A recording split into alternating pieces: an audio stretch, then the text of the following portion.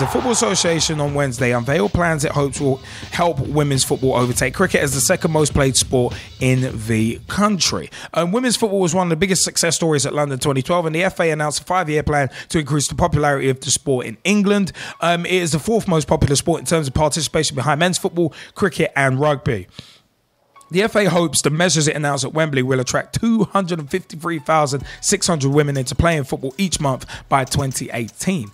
At the launch, the governing body announced it will appoint a head of elite development in a role similar to the one recently assumed by Dan Ashworth in the men's game, and create an elite performance unit that will help nurture future stars. The Women's Super League, a semi-pro league established in 2011, will be expanded to 2 leagues from the summer of 2014. The FA is also seeking to secure more broadcast coverage of the women's game and increase revenue from sponsorship. The FA chairman David Bernstein said women's football is the area with the most potential for growth in the nation's favourite game.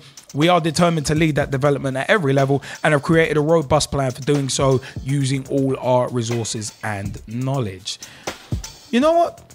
It's good that I think it's a good thing that the FA are at long last going to try and help the women's game, and try and really increase the popularity of it, because from doing obviously the filming earlier at the Words of Colour event on behalf of Joy Francis and of course on behalf of Pitch Talk, and hearing and also interviewing Rachel Yankee,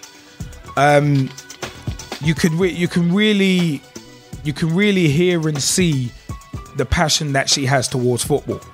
And there are problems, and even also with Manisha Taylor as well. From speaking from us two speaking to her, Gman, you can see that women like Rachel Yankee and Manisha Taylor have a real passion towards football, but they just may not get the breaks that a man would do. So it's a case of I think it's good that the FA have unveiled a 5-year plan to help increase the popularity of women's football. I mean, there have been some quality women's players, as Mike Harniman has rightly said. Faye White, Rachel Yankee, among others. Eniola Aluko. There are a lot of Marta from Brazil. There's a lot of quality women's players out there who just may not get the shot because there's just not the exposure for the women's game. And there might be even younger women as well trying to break into the game but not getting that shot because there's not enough women's teams, or some people don't take female players seriously. But but I understand where you're coming from, but that's just a mindset of the population though, isn't it? At the end of the day, because after for so long watching the males game and being used to watching males play football, the stereotypes are already there. So at the end of the day, that's like a mentality thing. Yeah, but more exposure and the game being seen as more serious, I think will help it. So you mean like using mass marketing basically and enforcing it onto people? Not necessarily mass marketing. It's developing the talent in the right way. Because you look at say Manchester City in the men's game. What do you mean? And Anzi Mahashkala putting in a shed load of money, but it's not exactly going to guarantee you results. Just look at Man City in the Champions League.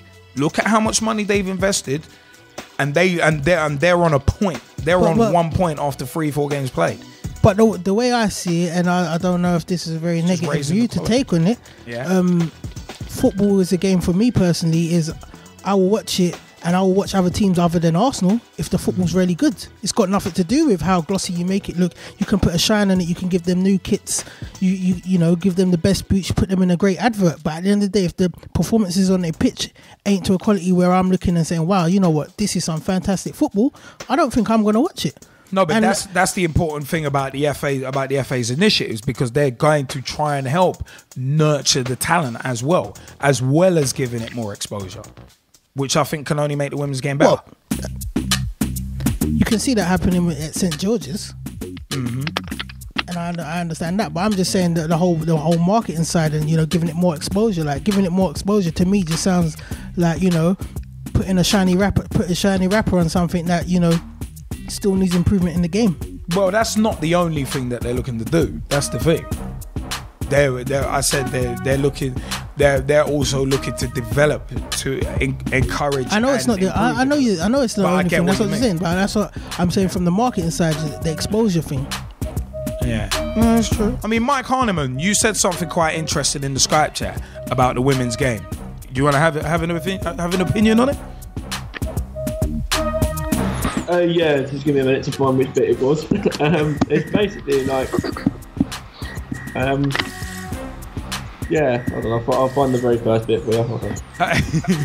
Yeah, no, I just think it'd be good because they can attract more people to actually play the game, to watch the game, and like it will actually be supported quite well as well. I think because like if you look at Arsenal ladies, you can see how well they've done compared to like the men's team. Really, they actually seem to win quite a lot of trophies, and they also like because they've actually got some really good players. Well, so and then was Rachel Yankee being included in that. And it's the same with England as well. Though, like when you see the Olympics and stuff, you can see like not just England but all the nations and that they're involved as well. No, definitely. I mean, Francis Strong, you had an opinion in the Skype chat as well, didn't you? Yeah, I agree with Mike to that side that football is coming up to like a new level with when the Olympics was on, women's football was actually probably better than maybe the men's football. I can't say that really, but yeah, it was really good, and obviously the quality was there. But I think like if they could do a weekend of women's football and then have the men's football take a step back that weekend, because obviously with you see all the Man United, Man Cities, Everton's, all the teams, big teams, getting TV coverage. They should let the women's team get some TV coverage and show the quality that's on offer. No, it's a good. No, that is a point, and I mean, I have kind of always said that the men's game would need to move out of the way in order for the women's game to flourish and become bigger. So, in part, I agree with you on that, but the men's game is way too much of a cash cow to be able to do that. To be honest, I don't agree with that statement that you always make there as well. To be honest, I just reckon we just gonna have to wait for the women's game to get better. It's a simple. It's evolution. You know what I mean? Like men's football. When we think about, if we're looking about, if we take it back like 50, 60 years, the game wasn't what it was today. The pitches weren't the same. You get me? The pace of the game weren't the same. It's totally different. What we're used to and what we're used to seeing is totally different from what we're, seeing with. Seeing back then, what our fathers and our grandparents were used to seeing. We'd probably watch a game and be bored out of our heads stiff if we were watching it on a regular basis, like long ball football. No Messi's. You just got people playing long balls, a couple of little tricky players, but big tall guys just booting it. I don't know. Do you agree with me? In part. I just think it's evolution. I just think it's evolution. There's women's game is coming on, but it's going to evolve, and at the end of the day, the way they will match men in the ratings is, as I said, if there does become more than just an Arsenal super team, like we've got a Man United, a Liverpool super team. Yeah, but how are you going to develop the game if the men's game is taking all the resources and taking all the money and taking all the shine? How is another game going to develop? I don't see how the men's game is taking the resources. If it was if the men's game built the resources, I don't see how they've taken the resources. The men's game's built their own resources. Yeah, but they're not sharing them out. But the men's game ain't sharing it out with the lower league. They ain't going. It's not just women's football. Like, you get me? That's a good point. That's what I'm saying. I'm not trying to be harsh. I'm just trying to look at it from a realistic aspect. Women's game to me is totally different from the men's game, and maybe women disagree with me right here, but I basically separate the two when I look at the two. I don't really look at it like it's the same thing.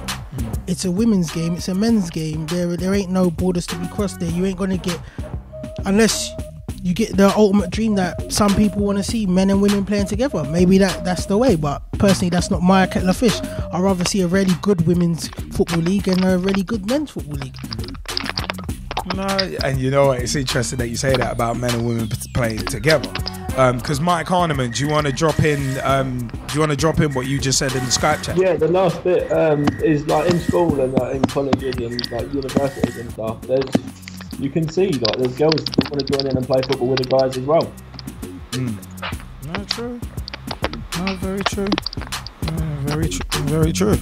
I mean, yeah. I mean, those girls were always seen as somewhat tomboyish, which is probably a bit harsh, but probably kind of near the mark. But it's one of them was, I mean, Gman, I think in response to you, Manisha Taylor has said, did you see Team GB women play against Brazil? That was fantastic football. Yeah. So she's saying that the standard was there for that. But I think what the G-Man was saying is just that across the board, the standard is not as high as Team GB versus Brazil. Because you got to remember, the Team GB women's team was a combination of countries. Yeah. It wasn't at domestic level. Like in the men's game, you see high quality at international level, you see high quality at domestic level. Yeah. So, but I can't really expand on too much because I know Manisha's in that, she's in that remit. That's her area. So I'm just talking from an aspect where it's like, looking from an outwards perspective. Like the women's game was created, okay, and then naturally it's gonna develop. In my eyes, naturally it's gonna develop. Naturally you're gonna, it's gonna get better and better promoted. It's gonna get better and better as the standard of football improves.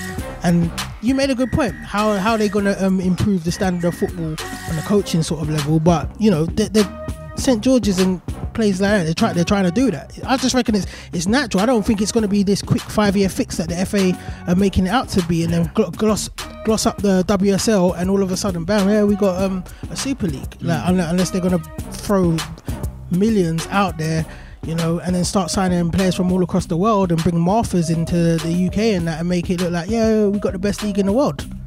That's a good point. No, that is a good point. I mean, Amy Grozier has said women need a chance to shine. And Cain, that's a very interesting point that you dropped in the Skype chat. Would you like to articulate that to the people? Yeah, all right. Like if you look recently, Edgar Davids has just joined Barnet, which is really, took people quite surprised and all that. And people starting to notice Barnet and looking out for their results on TV and things like that. And I think if they did that in the women's game, which I don't really know is going to be an ambassador, but if they can get someone who's quite well known in the football game, then perhaps it would, give them a chance to shine, as Amy said. Is that? But do you mean that in regards to a really, really well-known woman or a really well-known man endorsing the women's game? I'm not really sure. I mean, I think it could go either way. I think it'd probably be better if it was a woman, but then again, how many women are there in football who can really do that?